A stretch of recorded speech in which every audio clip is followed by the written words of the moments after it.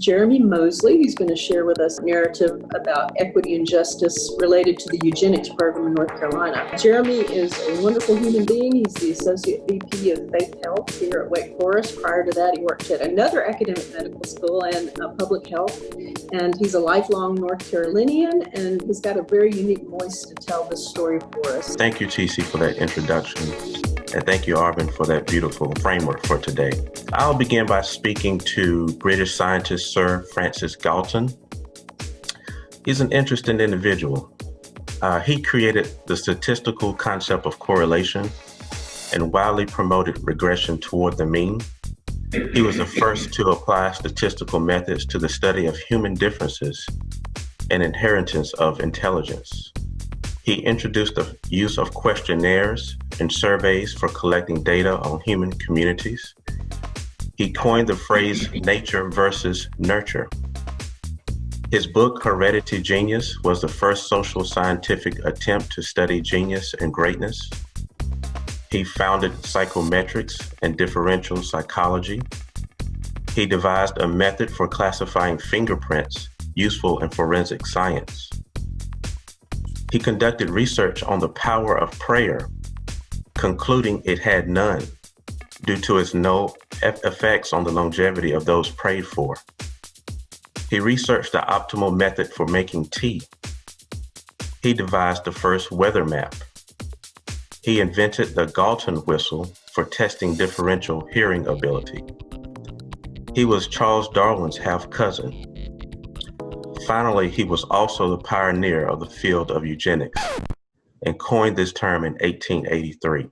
Galton defined eugenics as the study of all agencies under human control, which can improve or impair the racial quality of future generations. Supreme Court case Buck versus Bell, which in an 8-1 decision made forced sterilization for eugenic purposes legal in the United States. Oliver Wendell Holmes was on the court when the case was tried and wrote the majority opinion. He stated, "It is better for the world if instead of waiting to execute degenerate offspring for crime or to let them starve for their imbecility, society can prevent those who are manifestly unfit for continuing their kind. The principle that sustains compulsory vaccination is broad enough to cover cutting fallopian tubes." He declared that 3 generations of imbeciles are enough. The Eugenic Board of North Carolina was formed in July 1933 by the North Carolina State Legislature. Over time, the board shifted its focus to include sterilizations.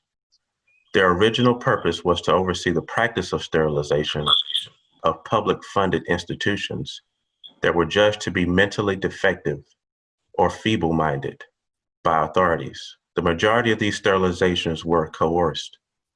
Academic sources have observed that this was not only the ableist and classist project, but also a racist one, as African Americans were targeted. Of the 7,686 people who were sterilized in North Carolina, after 1933, 5,000 were African American. In contrast to other eugenics programs across the United States, the North Carolina Board enabled county departments of public welfare to petition for the sterilization of their clients. The board remained in operation until 1977. William Lewis Poteet, former president of Wake Forest College, was an early and vocal supporter of the eugenics movement. He embraced it long before others and stood by it long after many others backed off. Even the Winston-Salem Journal, which would be a significant force in illuminating North Carolina's past eugenics abuses in the modern era, was not immune.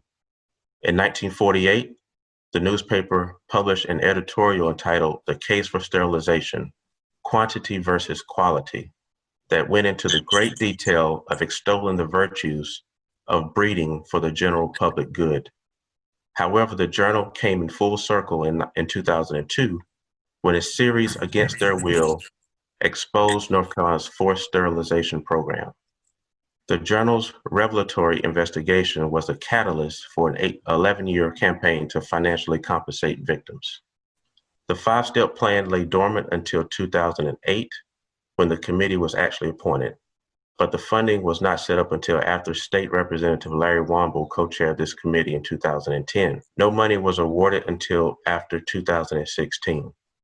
To date, around 220 persons received roughly $45,000 by 2019.